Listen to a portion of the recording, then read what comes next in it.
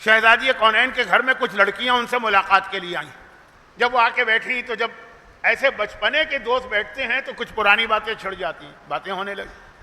باتیں ہوتے ہوتے ایک دم سے شہزادی اپنی جگہ سے کھڑی ہوں اور ان کو چھوڑ کر گھر کے صحن میں چلی گئی. ان بچیوں نے پہلے تو کوئی توجہ نہیں دی, لیکن پھر اس کے بعد تھوڑی دیر بعد ان کو احساس ہوا کہ ہم تو آئے تھے شہزادی سے ملاقات کرنے, وہ تو یہاں نظر نہیں آ رہی, ہم لوگ کو خود ہی آپس میں بیٹھے ہوئے باتیں کر رہے ہیں. ایک مرتبہ کھڑی ہو کے شہزادی کو ڈھونڈا, دیکھا صحن میں بیٹھی. ارے آپ یہاں کیا کر رہی ہیں؟ ہم تو سمجھ رہے تھے آپ کسی کام سے باہر نکلی ہوں گی, لیکن آپ تو صحن میں خالی بیٹھی.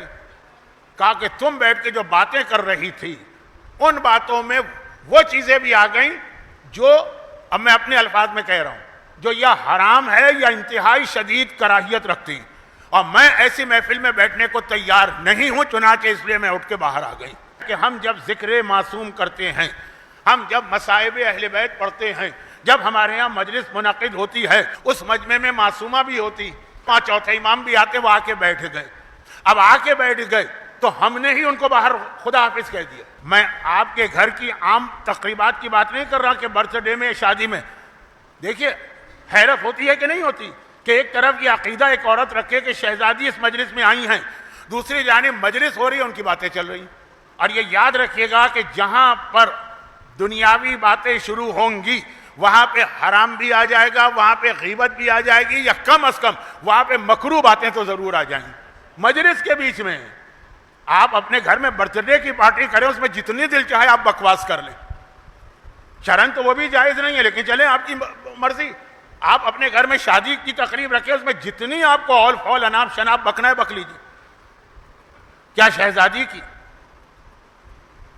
شہادت کے اعتبار سے جو مجلسیں وہی موضوع رہ گیا آپ کو دنیا بھر کی باتیں کرنے کا؟